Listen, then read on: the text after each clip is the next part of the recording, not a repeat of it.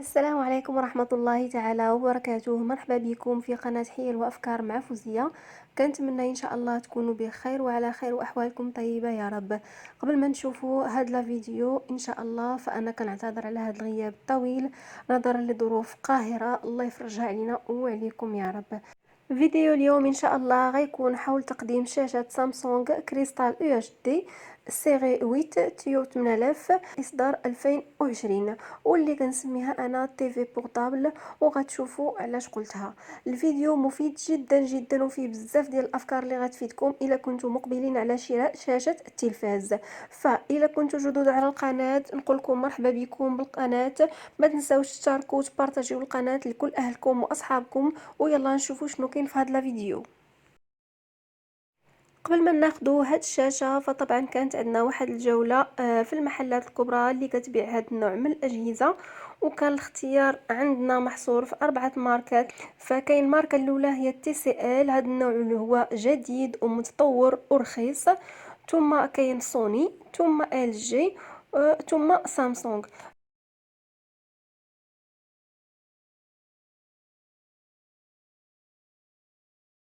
لكن قبل ما نمروا للمميزات غنشوفوا اولا الاكسسوارات اللي كتجي مع الشاشه.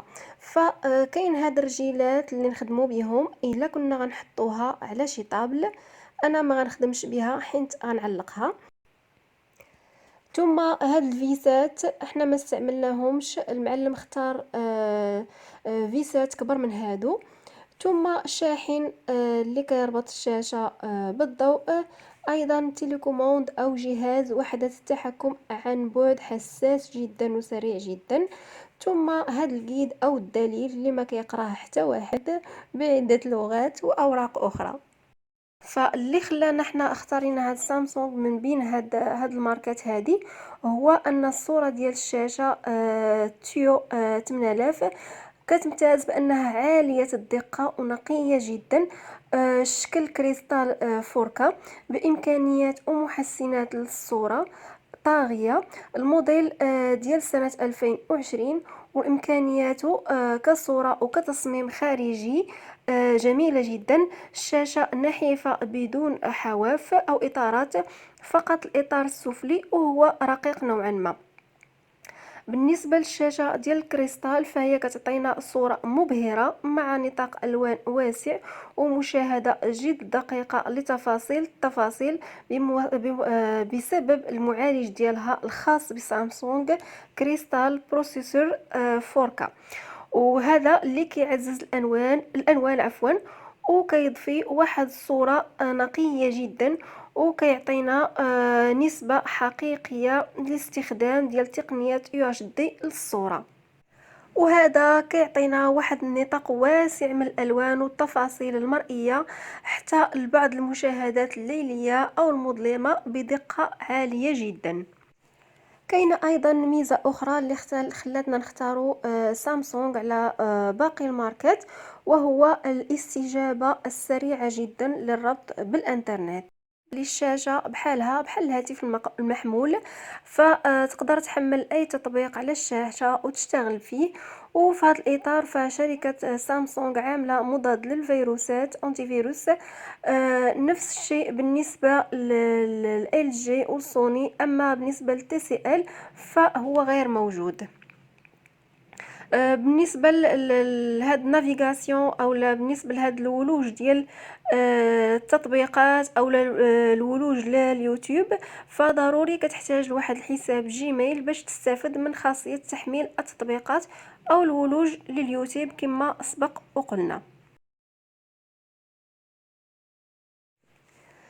ثم ما نساوش سهولة ربط الشاشة بأي هاتف نقال عن طريق سكرين ميغوار، وتقدر تختار الفيديو اللي تبغي تشوفه بسهولة على الشاشة وتغير الفيديو بكل سهولة وانسيابية.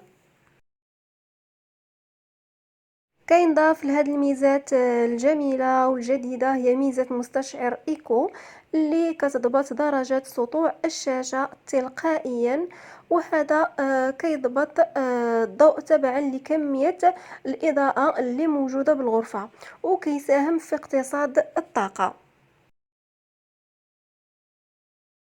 أيضا هاد الشاشة كتمتاز بخاصية البيكسباي أو المساعد الصوتي، وهو التحكم بالصورة بصوتك. كتعطيك إمكانية التحكم في جهاز التلفازة، سواء في البحث أو في الاستفسار عن شيء باللغة اللي انت كتختارها. هادو باختصار أهم المميزات اللي كتمتاز بهم شاشة سامسونج سيري 8 تيو 8000. وكتبقى هاد السيري ويت اولا هاد السلسله هي اعلى الفئات بسامسونج.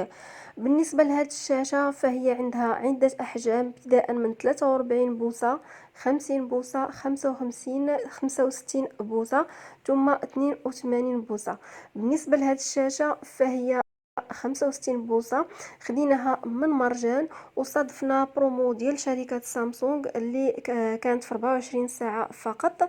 فكان الثمن اللي خديناها به هي 10390 درهم، والثمن الأصلي زايد تقريبا بشي 2000 درهم أو ما بين 2000 درهم و 3000 درهم.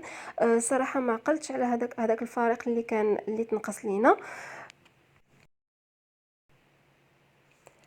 إصدار 2020 كريستال تيو 8000، شاشة مميزة جدا، ألوان انسيابية، دقة متناهية لتفاصيل التفاصيل، مع المعالج بروسيسور 4K واليو اتش دي، إمكانية عالية جدا لفرجة ممتعة.